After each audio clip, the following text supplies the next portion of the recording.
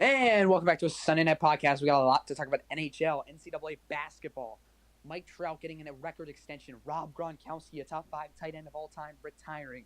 In the NHL, the Flyers losing today to the Capitals in the district. That's their season. Go get the golf clubs and hit to the driving range. The Penguins, third in the Metro with 93 points. They're either on their way to a deep playoff run to the Eastern Conference Finals or a first round exit against the Islanders. And in basketball, UCF versus Duke, a legendary game. Zion Williamson versus Taco Fall, 7-6 versus 6-7. And Liberty, the small Christian university out of Virginia, beating Mississippi State in a legendary game. That's all we have to cover today. And Nick in South Carolina, which we will not be talking about. But again, still happened. And now, Millan, back to you. Yeah, Nick, let's start off with the most prominent NHL. We have 2 weeks away, like you said before. Playoffs, probably the best time of the year for all sports, other than probably March Madness, that we'll talk about later. But like I said to you, Nick, you guys are out of the playoffs right now, and it was a rough go for you guys as you guys lost today 3-1. For the Penguins, we are only 93 points, 2 points behind the Islanders, and 3 points behind the Washington Capitals. So I think this is we have 2 weeks left.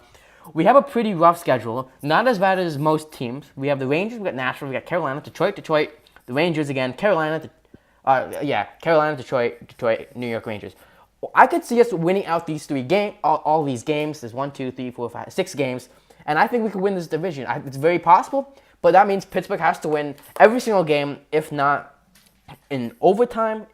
They have to at least collect a point in at least every one of these 6 games, and that's their way to win this Metropolitan Division. But that's just saying that we're winning out, and we're saying New York Islanders are losing out, and Washington's going to lose out. So that's very probably improbable that will happen. But I could see it happening if Pittsburgh plays absolute best, like they have shown greatness throughout the season. Pittsburgh does play tomorrow night at Madison Square Garden at 7 o'clock against the Rangers. Nick, it's playoff time, probably the most important time for most of these teams. We did have Boston clinch, and we also had Winnipeg clinch. Yeah, so those were big things that happened. I'm a big Winnipeg guy for the West Coast, and the West Coast does look very good this year. You have Winnipeg and Nashville in the Central. St. Louis really made a big comeback since the All-Star break with Jordan Binghamton. Calgary and San Jose in the Pacific also look hot. Vegas, under the radar team here, and Dallas and Colorado in those 2 wildcard spots. But honestly, Dallas and Colorado have the same amount of points as Philly, and Philly is in two is 7 points out of a playoff spot in the East, which just shows how much harder the East is than the West. Um, Again, Philly is completely out of it. But then you talked about the Bruins, and the Bruins are probably the second best team in the East. But because of the division they play in, they are 19 points out of the division because Tampa is just fucking insane, 120 points. The Capitals, winning their division, have 24 less points than the Lightning. So it just shows the mass disparity between these teams. But the Lightning winning the President's Trophy, we've seen, a lot of teams that win the President's Trophy have bad luck in the playoffs. The Capitals forever could not get past the second round. Remember the Canucks couldn't get past the Kings. So that President's Trophy curse is a real thing. And the Lightning, they haven't been able to win a cup with all these great teams they've built. So we'll see if they're able to do it this year. I think this year is going to be the 58-14, 4 overtime losses, and like you said, yeah, again, 120 points, and the next biggest, I think, is Washington with 90. No, it's Calgary with 101, and that's just and huge. Boston also has 101, yeah. Calgary and Boston. So, and this is a team that we've seen in Tampa Bay just blow out teams, and we've also seen them keep it close. So it's going to be very interesting. If they win, they're going to be playing who? They're going to be playing Montreal. In the best of 7 series, I see Tampa Bay winning in 5 or 6. Definitely not 7. Then they go on to win the win at Boston and Toronto, which is going to be very fun to see. But I think Boston's going to win. So it'll be Boston and Tampa Bay, and that'll be a very good series to go 6 or 7 games. And then from there, I think it'll be a 5 or 6 game in the Eastern Conference Final if they win there, because Washington is pretty strong, but not as strong as they were before. Definitely not the Islanders or Pittsburgh. They're not strong enough to contain with Tampa Bay. Oh, that is my fault. Sorry, I just accidentally turned on video in the NHL because I was looking at some stuff. But yeah, the point is, I am the playoffs are a great time of the year, and there's sadly the Flyers are not in it, and the Flyers haven't really been competitive in the last 7 years. Really not since 2012, 2013. So ever since that lockout, really. But now, I think I know I said this at the end of last year too, but to be honest, at the end of last year, I was still a little skeptical about the Flyers. At the end of last year, it's kind of like, yeah, I don't think next year's the year of the Flyers. I think you got to give them 2 years. I still go with that. I still think next year can be a good year. Carter Hart for a full year. Look what happened. Carter Hart's had a bit of a struggle recently. Well, I don't know if you would call. I don't know if I would say he's been struggling. I would say the offense hasn't been producing at the same rate they were when they went on that big streak that they had a point in like 25 straight games. That's no longer the case. If they kept that up, they would be in the playoffs right now. Because the Canadians kept that pace and they're in the second wild card right now. Columbus just fell. Which I feel bad for Columbus because they totally went in at the trade deadline and now typical Columbus, they're not going to do anything. They're going to miss the playoffs. And if they make the playoffs, they'll get raped by the Lightning in the first round. So, and that's the thing, when people said, oh, you want the Flyers to make the playoffs? Like, not really. You're just going to get killed by the Lightning in the first round. And actually, if Florida would like to jump us right now to increase our lottery odds, go right ahead, Florida, jump us. Because at this point, if you don't make the playoffs, who cares where you are? Who cares if you're last out or, way out? So, I think, this point, whatever. Let Florida jump us. Buffalo, I don't think Buffalo can jump us, but let Florida jump us. Let us get a little bit higher lottery odds here. And that's the thing for Pittsburgh. This Pittsburgh team is definitely not going to go into the second round. It's going to be either the first round exit to the Islanders, if that's where they stand, or they're going to make it that so far that they will either lose the Stanley Cup Finals or the Tampa Bay Lightning. We've seen greatness like that when they were literally in last place in the NHL. They were completely out of it. Sidney Crosby was saying that crap. We changed our coach and we won the Stanley Cup. It could be that type of greatness, or another type of greatness where Murray gets injured, we're all like crap, and we have Fleury carry us. It's either someone's gonna carry us, is what I'm trying to say, or we're gonna get a first round like last year. And even though we lost in the second round, it's gonna be an embarrassing loss. So that's the two ways I see this Pittsburgh Penguins team goes. And if I'm gonna be predicting right now, I'm gonna say it's gonna be the first way where we're gonna have a first round exit. Because Nick, since you've been probably watching a little bit of the Penguins, and I have too, we've been really inconsistent. We haven't, other than that one like 10, 12 game win streak, we haven't been consistent at all. And it's either we lose 10 games or we're up and down. There's no consistency with this Pittsburgh Penguins team. And that's the thing. Like, the Penguins are not a top five team in the league, but I wouldn't be surprised if they win the cup. I also wouldn't be surprised if they lose in the first round. I mean, they're so inconsistent, but when they're healthy, they're good. And right now, they don't have Malkin or Ali Mata. And I think provided they're healthy in the beginning of the playoffs, and everyone is to stay healthy, I give the Penguins a chance to beat anybody. They slot well down the middle. You got Crosby, Malkin, Bukestan, and Cohen at center. They got speedy wings. Their defense is fast with Letang and Dumoulin. You got Mata and Justin Schultz in the second pair. And Jack Johnson, Marcus Pettersson, Eric Govertson, all could be scratches.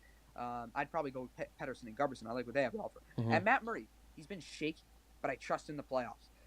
The frustrating part is, it's I don't know. It's our really defense. It's honestly going to be our defense. If we're gonna win, our defense is going to carry us, and it starts with Matt Murray. It's how he plays in games. And the one thing we do have to get is not giving up late leads. Like we've seen against the Flyers, we've seen it against. We did see it against the Stars. We did give up a late lead. Luckily, we came back and won that game. But all the losses we've had recently have been because we've given up late leads in the game. Yeah, I mean, I've seen it happen twice against the Flyers. So yeah, it's definitely a problem, and we'll see what happens. So if you want to go over to basketball, college basketball now. Yeah, we can go with college basketball.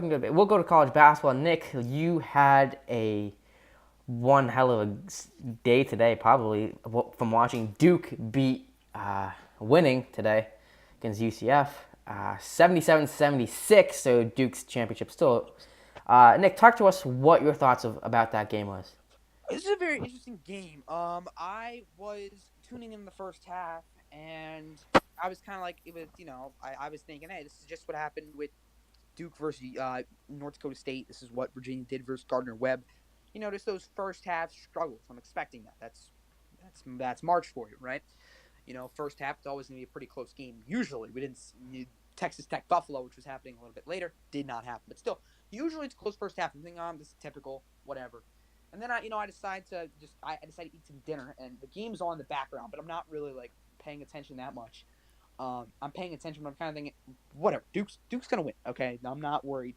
And then with about 12 minutes left in the game, I decide to go back over and start to really pay attention to this game. And UCF is like actually close. It's still really close, and there's like 10 minutes left in this game. I'm thinking, oh shit, they've kept this game close for what is the equivalent of 3 out of 4 quarters. If you want to divide it up into quarters. Um, but so Aubrey Dawkins, the kid for UCF, he was really good. He had 34 points, and you could argue that he cost them the game, but at the same time, they would have never had this opportunity without his 34 points because there was a tip in, with about maybe 10 seconds left, and he missed the tip in. But here's the thing: if you're UCF, this is basic basketball right here. You gotta box out. You box out at the end. You get the ball. You put it back up. You beat Duke. That's forever remembered. They always tell you in middle school and high school basketball, box out, box out. And what did he not do? Aubrey Dawkins didn't. What he didn't do? He didn't box out. And his dad's the coach. You don't think he'll be getting that at dinner for the next 30 years? He didn't box out against Duke. Box out, okay? Got to box out. And then, okay, so the Duke UCF would have won this game. There was a big alley oop chance with about 2 minutes to go, and they completely miss it. They tried the alley oop with about 2 minutes to go. It fails. Cam Reddish takes it back down. He hits a three. It was a beauty of a three. So then UCF makes 2 foul shots. Got 45 seconds left. Fucking Zion bricks a three. Duke gets the board though. They get the ball back to Zion. Then they give it to, I forget who they give it to, but they catch pass left the key. They dribble straight into Taco. Taco 7'6", 310. Taco is Taco. It's gonna look, anything Taco does is gonna look like a foul. Foul. Taco fouls out. 17 points, 11 boards. Bye bye Taco. See you later Taco. See you next year Taco. Duke, amazing. Misses 2 free throws. You know what they did? UCF get down the court. UCF doesn't do shit. Duke gets back down the court. They make their shots. No, sorry. Duke rebounds, puts it up. UCF timeout. UCF to Aubrey Dawkins. Aubrey Dawkins goes in, misses the layup, misses the tip in. You know why? Because he didn't box out. We'll be getting that for the next 25 years. Why didn't you box out? UCF loses Duke to DC, taking on either Virginia Tech or somehow they could play fucking Liberty. But we'll see how that happens. Yeah, I mean, I didn't watch the game. I've been busy the whole week. I haven't watched a lot of March Madness. One game I did watch, though, was Iowa State. A sad ending to a season to Ohio State. Yeah, and it was a bad go. We didn't have enough chances. We had empty possessions, a lot of turnovers, but that's what you see during March Madness. And it was a back and forth game. It was more of a defensive game, and they just stood their ground more than we did. Steve Prohm, though, head coach of Iowa State, one thing I do give him props for is he got a coaching job at Alabama, a school in Alabama, and he's deciding to stay with Iowa State. So that is good for Iowa State, and will be years to come.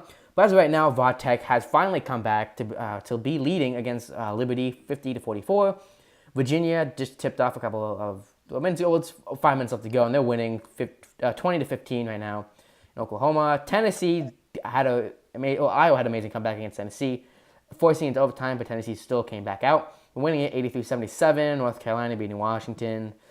Texas Tech beating Buffalo, thank God. Here's the thing. I have Texas taking my Final Four because I honestly think that, that's the West, right? So the West has Gonzaga. I don't trust Gonzaga because they're Gonzaga. And Michigan, in my opinion, is super overrated. And the last thing I want to see is Michigan in the Final Four, even though that's probably what's going to end up happening. I still want Texas Tech to win. And I'm in 5th place in my pool right now, and I have only lost 5 games. The Liberty game was fucking one of them. How the hell did Liberty win? No one told me fucking Liberty was going to do anything, and now Liberty is like atop the world. Liberty, I picked Syracuse over Baylor. I really like Syracuse, and I don't even know how Syracuse got in this tournament, to be honest with you, but they got in, and then I picked them, and now they're not doing anything. And then I really fucked up the South. I picked Wisconsin, which I thought was a reasonable pick. It was. They got freaking obliterated. I picked Kansas State. They lost. And I picked Oklahoma. I picked Ole Miss. Sorry, and they lost. And and I picked Iowa State. So I have 6 losses. I picked Iowa State too. And I picked Nevada. So I have like 7 losses. I'm still in 5th place because everybody's got like the guy in 1st place. He's got like 5 losses. But whatever. Everybody's got at least 5 losses and 120 people in this shit. But the point is, college basketball has been really fun. And we only get a few more weeks of it. And then college sports, the big college sports, you still get college baseball. But football and basketball, they're not back till August. It's always sad to see those two leave because it's always a fun 6 months there from or 7 months really, from August to March when you got these two going, and then you get your 5 month, just baseball. And Yeah. there's nothing wrong. I love baseball, but when it's just baseball for like You don't get anything else. 4 months, it does get a little boring because it's just baseball. No, I agree with you, especially when you don't have any games to go see in person. Because baseball games are so much fun, more fun watching in Yeah, person. well, things I have games to see in person because Yeah, 25 you live arena there. and everything. Yeah, You are not in a baseball city. I get the yard goats and that's about it. Or I can drive That's two not that's hours. not baseball. Yeah, I I can. meant like baseball. Um, but yeah, it's gonna be a rough go. I mean, Omaha is fun to watch once it gets down to that in like June. Um, I honestly, what I was thinking, I was seeing this where the brackets were held, or the games were held. I think if Iowa State would have beaten Ohio State and made it to the Sweet 16 after beating Houston, I think they would have had a really good chance because it's going to be the Big 12's. It would have been a Big 12 tournament all over again because they're playing in Kansas City in the Sprint Center, so it would have been another Hilton South. And I would have loved to see how that would have gone. But obviously, that's not going to happen. My final four picks are still there. They're not out yet. And my final four picks, like I said, is Duke, Michigan, Virginia, North Carolina. So all of them are still alive and they're still very well. Could happen. But that's probably going to do it for us right now for college basketball. Unless you have anything else to go talk about. No, I think I'm good for that one. We're going to move on to MLB. Nick, we have a big signing, another big signing, which is very surprising to me, in my opinion. Mike Trout signing for $430 million over the next 12 years. Nick, did you think Mike Trout waited for Harper to sign to up the ante or outdo him? No, I don't think that was the reason why. It definitely could have been, but I think he wanted to wait a little bit.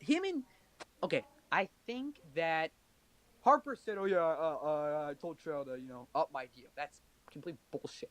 Harper wanted to have the biggest deal of all time. We all know he wanted to have the biggest deal of all time, but he didn't get it. Okay, pretty simple. But I don't think everybody. A lot of people here in Philadelphia are mad about it. I don't really know why. Because to be honest with you, why would Trout leave LA? Okay, besides them not being a winning organization, it's by the way, it's on the beach. It's LA. He lives there. He has a family there. Well, he's a wife. He doesn't have like kids or anything, but he's a wife there. He's a family. He has a family there. He has his house there. He's a beach there. He's been there. He was drafted by them. Okay, contrary to what Bryce Harper, Manny Machado wants you to believe, you should be loyal to the team that drafted you. And Mike Trout is trying to be loyal to the team that drafted him, the Los Angeles Angels, and I respect that. As a baseball fan, I respect that. That he wanted to, the Angels drafted him, and if the Angels gave him the correct deal, he wanted to, give back for drafting him and making him a big name. Because let's remember, he wasn't a top 10 pick, wasn't even a top 15. He was first pick, first round, 24th pick.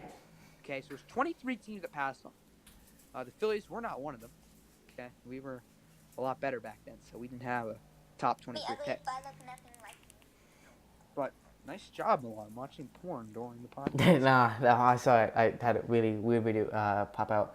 But yeah, like you said, this is something that I respect a lot because he is their franchise player. He's their number one player. Yes, it's a lot of money, but it's still Anaheim, and they're not looking to be the top dogs. They didn't go in and say, "Hey, I'm not trying to win, make a deep run in the postseason.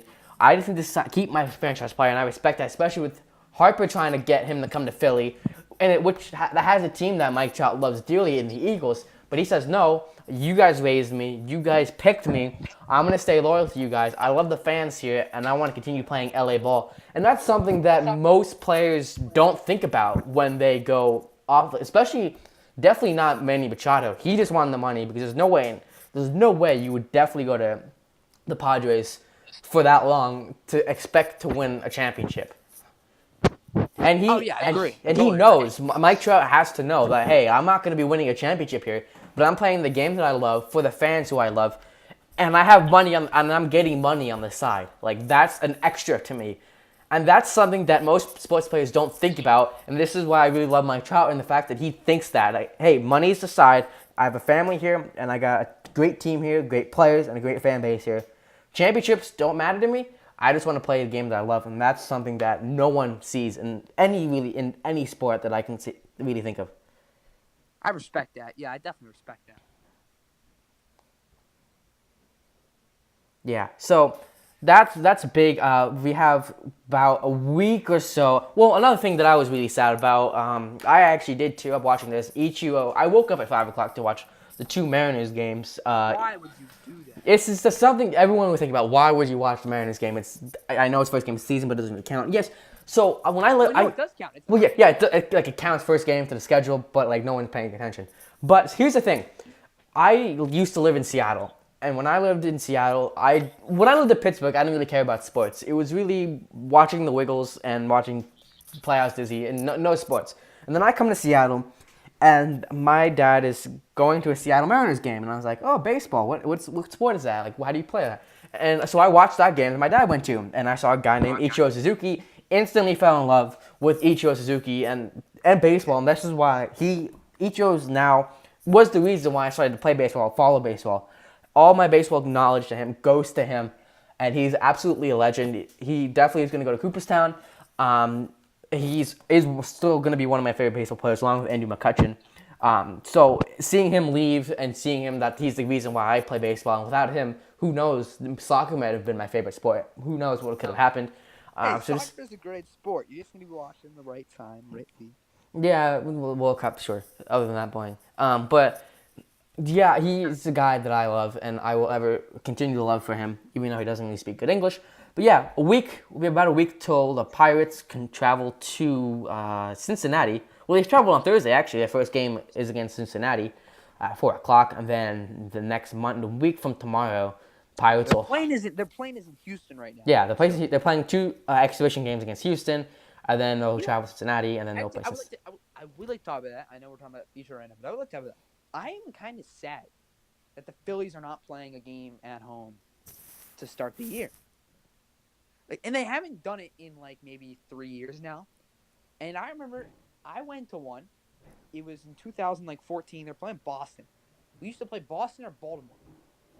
I mean, I know before the Nats came into existence, um, I knew Baltimore was our rival, like our interleague rival before Washington came in to the league. But now it's Boston. But anyway, we used to play Boston in spring training. Well, not, yeah, I guess spring training, but it was the game at Citizens Bank Park. And the Nationals are doing that. I know they're playing a home game. The Braves are doing it. The Astros and the Pirates are doing it. So a lot of teams are doing it.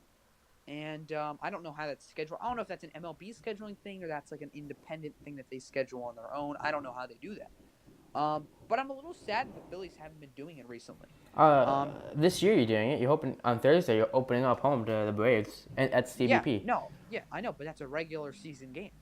So what do you? Oh, you're arguing about the exhibition I'm games. saying like the spring training. I'm saying like the spring, like when Oh, they do okay. spring training. The games exhibition at games. their- Yeah. Okay.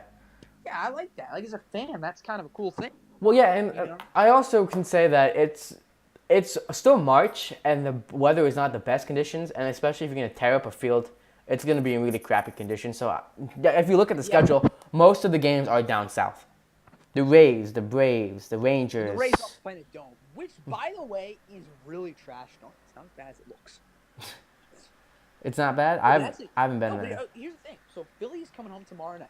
Right? They're coming home tomorrow night. They get home at around 8 o'clock. So if they wanted to play on Tuesday, they could. It's going to be sunny and 52 in Philadelphia on Tuesday. It's going to be raining on Monday, but tomorrow. But it's going to be sunny Tuesday, Wednesday, Thursday, Friday, and then Saturday, Monday, Tuesday, all rain.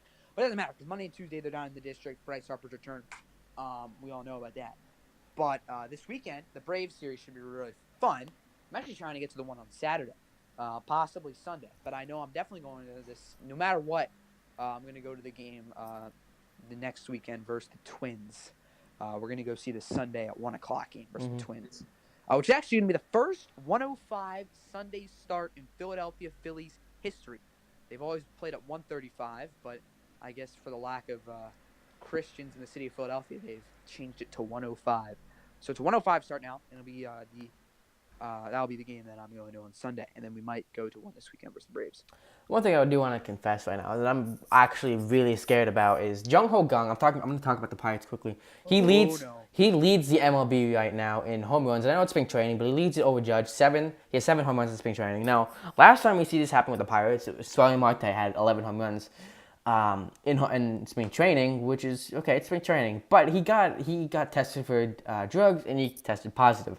Jamal Gung has a history of drinking. If he gets tested and he's positive for which wouldn't be surprising because he's hitting like crap out of the ball, that's just gonna hurt the Pirates in ways that we probably can't think of as of now.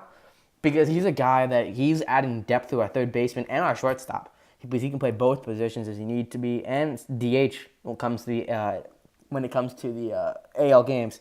So he's a guy that we need on our roster, and I really hope he doesn't get drug tested. That's just something I just wanted to quickly talk about.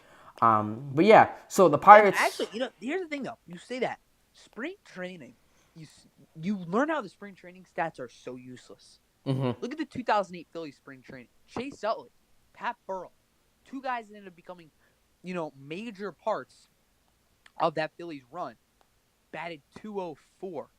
204, that's like the Mendoza line. Actually, the Mendoza line might be 220. So it might be under the Mendoza line. So that's terrible. That's atrocious. They end up having both great years and are two major key players in leading the Phillies to the World Series. Not Cliff Lee. Who was it? Yeah, no, it might have been Cliff Lee. I think it was Cliff Lee. Had a 6 ERA. Essential part of the World Series run. So it can have Brad Lidge. The year before that, they were thinking about trading him. He wasn't happy. He wasn't playing very good. So things can change so fast. Things can happen so fast in baseball. When people are trashing Harper, oh, he just gets walked. Yeah, that's a good thing. In the way baseball is played at the moment, I don't think it's going to last very long. I think some rules are going to be implemented. But the way the game is played right now, it's all about home runs and walks. Okay, let's be honest with ourselves. It's home runs, walks, strikeouts. It's all that matters. It's a 3-outcome game. And that's, I think that's going to change because there's going to be some rules in the shift coming up. I mean, I think there should be because, false start, offsides, football, illegal. Hockey, offsides, illegal. Basketball, 3-second violation, illegal. So they're going to do something about that in baseball. There's going to be some shift rules implemented. I think the number one thing to go is the pitch count clock. That's the dumbest thing I've ever seen in my life. Yeah, but that's not official. That's just a spring training. Yeah, I still hated it. So if you're a Yankees fan and you're watching and you've looked at the pitching, you're noticing Tanaka's pitching. Well, and you're wondering why not Severino. Well, you should probably pay attention to spring training now that Severino is out and injured. This is something that I've gotten a lot of questions on. But yeah, the Pirates will open up their game. Oh, yes, and by the way, we have lots of questions, and they're all retarded. Please ask me some more questions that are acceptable, that are actually, and by acceptable, I mean just smart, not like inappropriate. Because I'll answer inappropriate questions. I don't care about inappropriateness. But I mean smart questions. Like, these are just outright retarded. Like, come on, guys.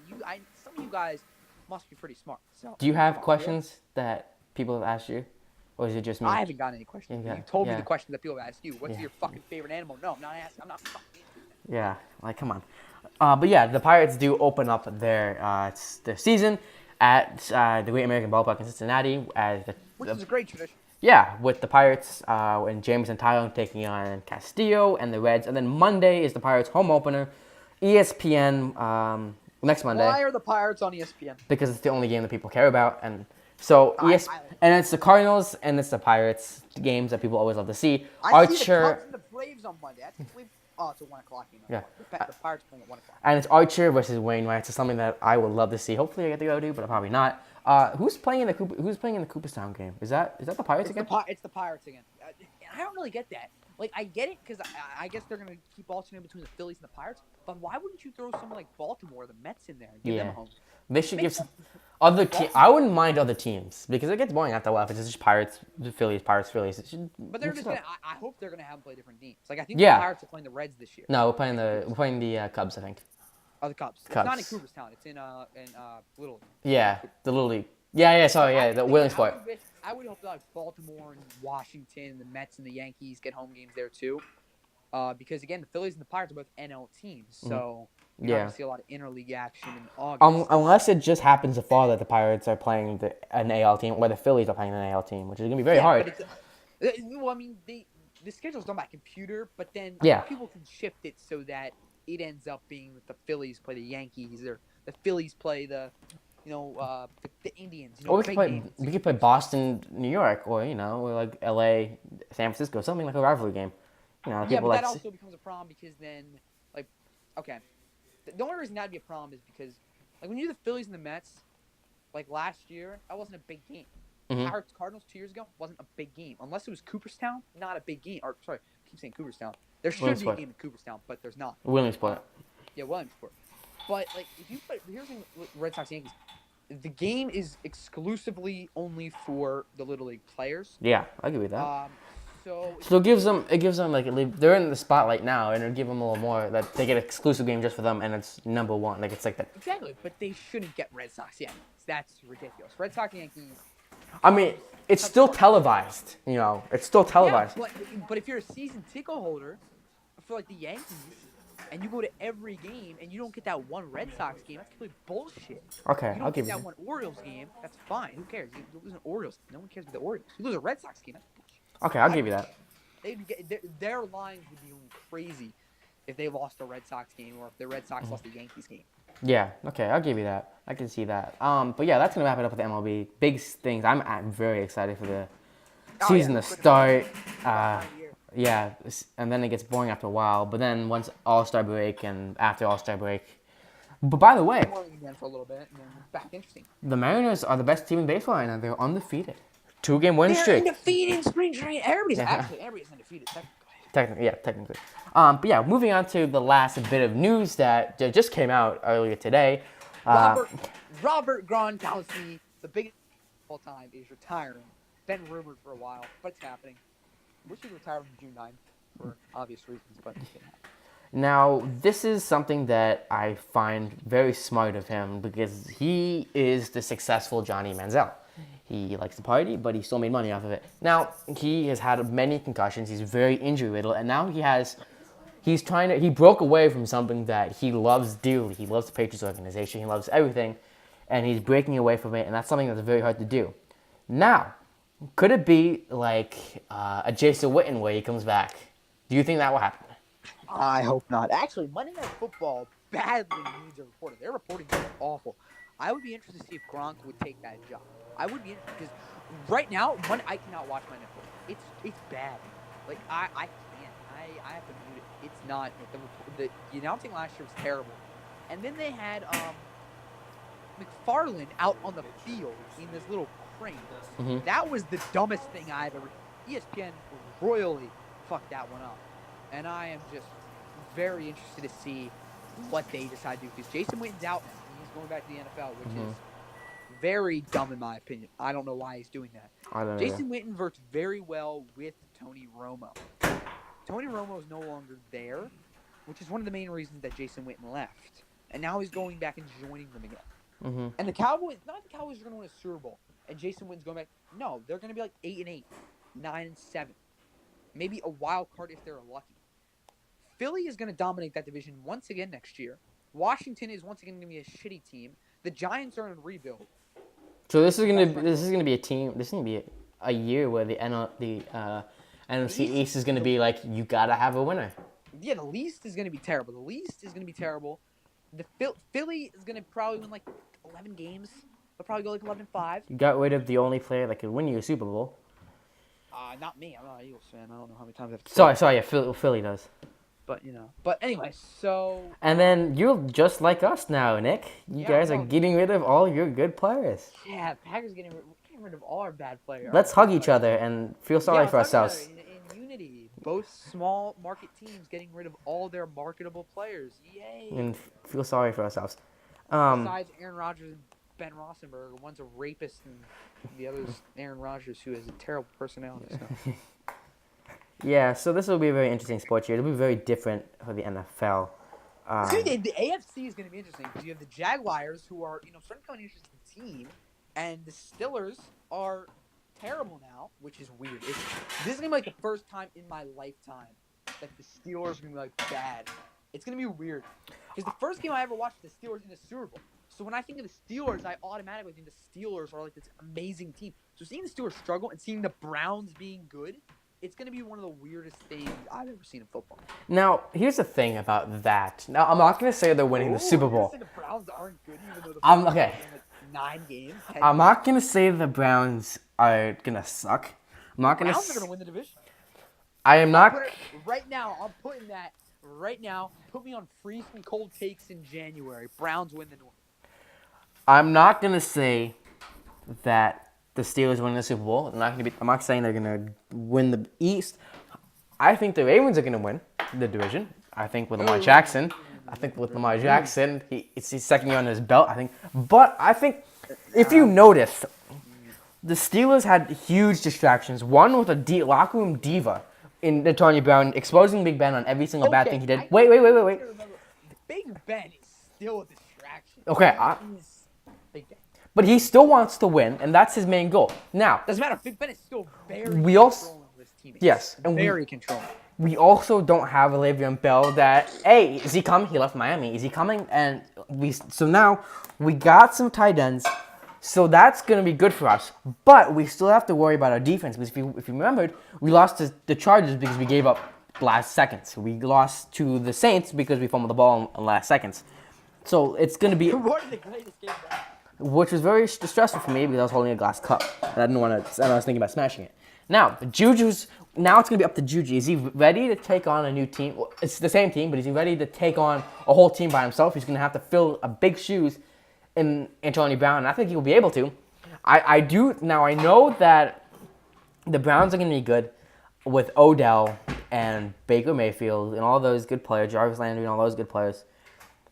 Is their defense ready? That's the question. Is it ready? And same with the Baltimore Ravens. They were arguably one of the most dangerous teams last year at the end of the season, and one of the hottest teams in Lamar Jackson. So are they ready? These two teams it's gonna be those two teams fighting it out in the division for the NFC North. But we also have the new number one dynasty after Brady retires.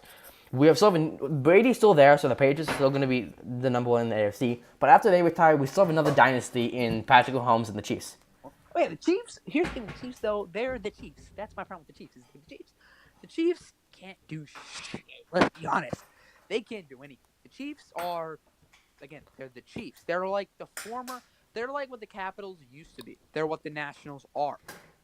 Mm-hmm. So, I mean, they're what the Raptors are. You know, give you some idea. The Nationals, the Raptors, that's the Chiefs. Except the Chiefs actually made it to the championship game. They just choked in the championship game, too. So, no, I don't trust the Chiefs. The next dynasty in the AFC, let's be honest with ourselves, is the Browns. Let's be honest. The Browns are the next dynasty in the end. The Browns are I'm buying a Browns jersey, and I'm going to wear it proudly. And the Browns are going to be my AFC team, and my Packers jersey is going to go away probably because I'm probably going to stop watching them because they're never going to be on television anymore because no one's going to give a fuck. It's going to be sad. I'm never going to watch them.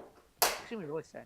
It's going to be sad not being able to watch the Packers. Well, no, here's the thing, though, because once Brady retires and the Patriots teams fall apart, the Chiefs are going to take over. We know that. And the Browns are going to be what the Steelers are, where they were good, but they could never beat the Patriots. Yeah. I'm just thinking about when I'm trying to think about I'm looking at the NFL season. I'm just thinking about like my fandom. Like I'm a Packers fan, but when Rodgers leaves, am I still a Packers? Like I'm just thinking because I mean Rodgers is what got me on the Packers, and Rodgers is obviously nearing the end of his career. So I mean this isn't really podcast worthy, but I am just thinking about my fandom because I loved Rodgers, but now Rodgers is gone, and Saquon's my new NFL player. I mean Rodgers isn't gone, but he's practically gone. Unless he, has an outburst year. But now it's all about Saquon. And I'm going to become a Giants fan, to be honest with you. I mean, I love Saquon. Yeah. I knew Saquon since high school. All these New York frontrunners are hopping on my bandwagon. Hey, I've known Saquon since he was in high school. So back off. Yeah, this is just going to be a Steel schedule. It'll be very different than... Yeah, you guys got the Bills. We got the end of the AFC East again, so we have to play New England. Yeah, and it's in New England for like the first time ever. I'm very happy because that's a game we can actually go to. We are home to Seattle. We're home to Seattle. We're home to the Rams. Home to the Dolphins, Colts, Buffalo, and obviously the AFC. Bullshit. Yeah, it's called bullshit. You guys got both Seattle and LA. We still got to go to the Cardinals and San Francisco. So we're still traveling to the West Coast. Atrocious teams. Two teams that have done nothing over the past 10 years. Let's not. The coming backs, yeah. The Niners are coming back because they have Garoppolo. I have seen Garoppolo do nothing except back up Tom Brady. And when he win 5 games for the 49ers. And he was hyped up as the greatest thing ever. And then he tore his ACL. If anything, all he's proven to me is he's an injury-riddled, overrated quarterback. That's We proven. haven't seen him in his prime yet, and when he did I come have. on, I saw him win 5 games. That's his prime. He's over. and he's definitely you can imagine he was mad when he tore his ACL, and you have to think that him coming back. I'm not saying they're gonna be better than the Rams because the Rams are gonna be good for a very long time, but they're gonna be maybe second place, especially with Russell Wilson. What? Are you? Well, come on, who else is gonna be better? You think Seattle? No, definitely not Seattle because Russell. Kyler Murray is maybe the best quarterback. Okay, when was I the am last time, other than Baker Mayfield, and he was okay, when was the last time we've ever saw a really, really, really good QB and go and win the Super Bowl? That hasn't happened in a very long time. Well, no, we've seen some young quarterbacks. To be fair, Nick Foles once won a Super Bowl, so I'm not excluding any. Nick Foles took over a team in the divisional round after being released by Jeff Fisher, the worst quarterback coach of all time. So honestly, Kyler Murray is much better than Nick Foles. And I didn't say win a Super Bowl. I said get second place in the NFC West, maybe the worst division of football. One side, well, yeah, but no, but you don't have good receivers in the Cardinals. You have Larry and Larry's a goat. Larry. might be the best underrated receiver of all time. Well, I don't think he's underrated. I think everyone knows his talent. No one ever. When you talk about wide receivers, whoever talks about Larry, no one ever talks about Larry. Talk about OBJ, Antonio, Julio, and they used to be talking about Dez.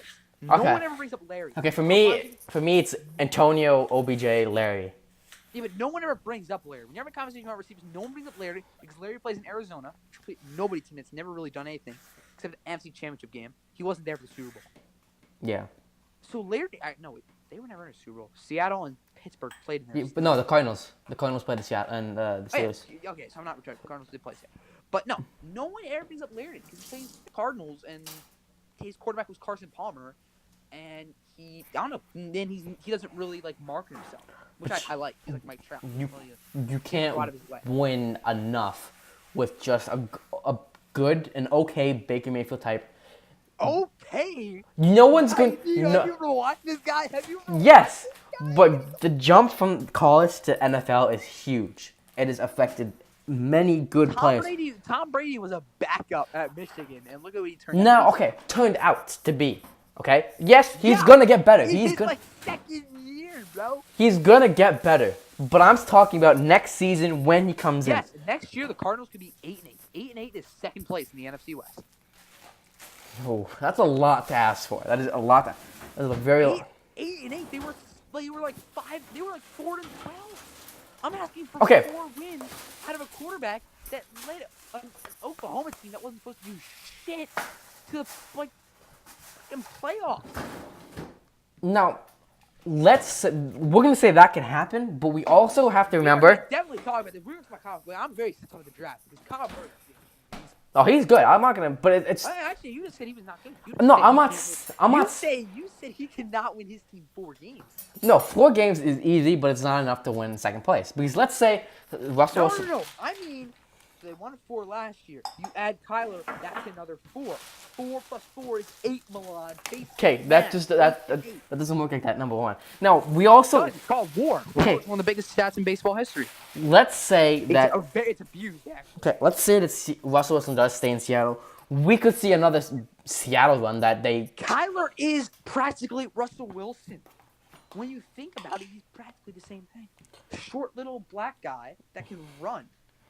Let's look at the top QBs that have come out of the draft recently. We had RG3, hasn't gone anywhere. Russell Wilson did well. Wentz did.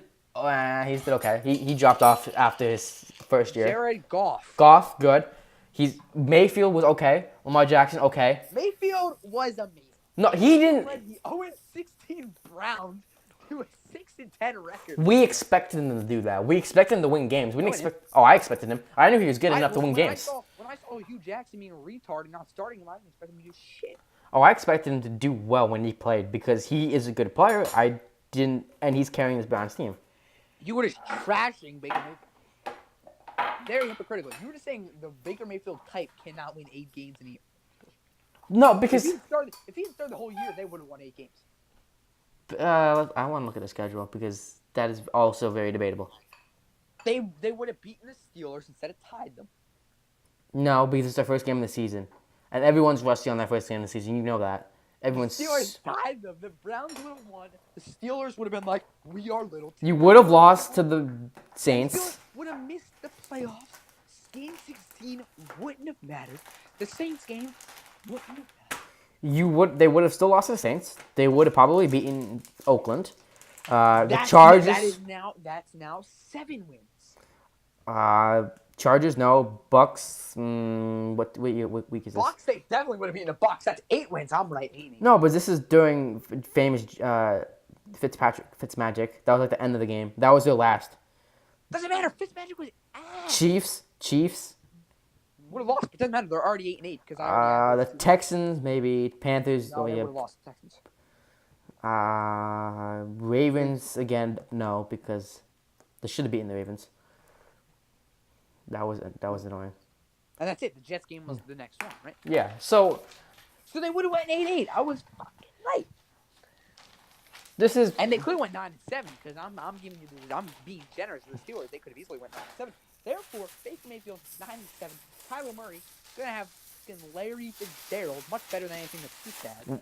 But you're saying everything's gonna be perfect because there's gonna be adversity to this. Something's gonna happen. Kyler Murray is gonna be like, I don't give up. So you're saying he's never gonna get injured, and he's never gonna. Because no, Kyler Murray's gonna get injured in like week 1 probably.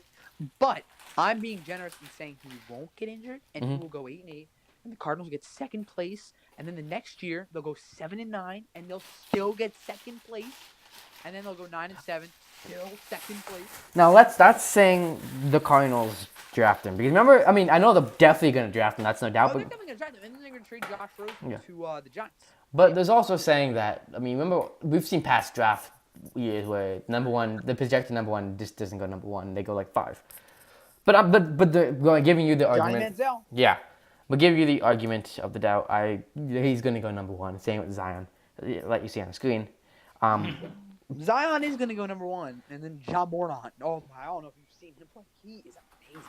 I have not seen him play. I don't watch a lot of college. John Morant is very good. He will probably go number 2. Colby White out of UNC is probably going to be up there.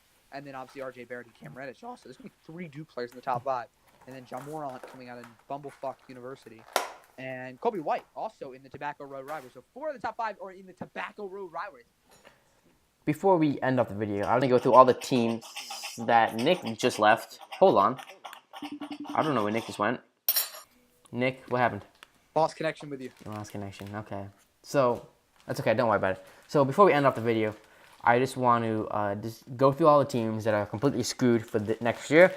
Miami, And Virginia Tech just beat Liberty, by the way, for all 1. That's good. That's good for my bracket. Miami, Buffalo, 7-6. and possibly the Jets are all screwed. Pittsburgh, Cincinnati, screwed. Maybe Pittsburgh, I'm going to give them the benefit. Indianapolis, maybe. Tennessee, definitely. Jacksonville, maybe. Oakland, definitely. The whole NFC East.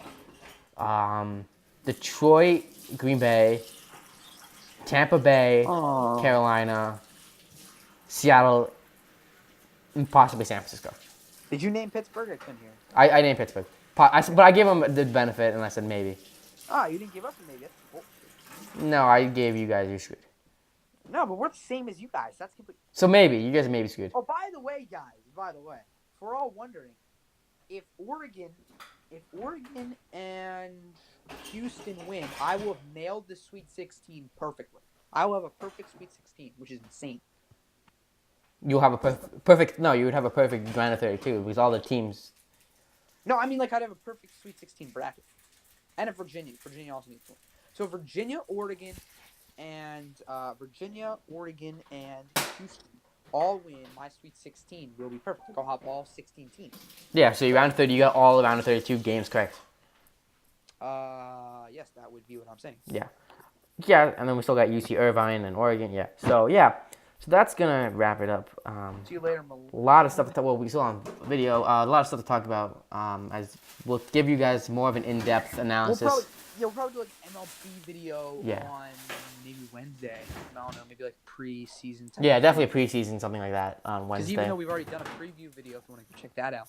That was about a month ago. But we'll like go over some other stuff because opening day is on Thursday, Okay. so we'll go over some stuff on like Tuesday or Wednesday. Yeah, definitely. And if you guys do have any questions, please make them like normal questions for us. We will reluctantly do a Q&A video if it's normal. I'm trying to get down to Philly, maybe sometime in June. That could happen. Um, and that will do it for us. And we'll see you guys next time.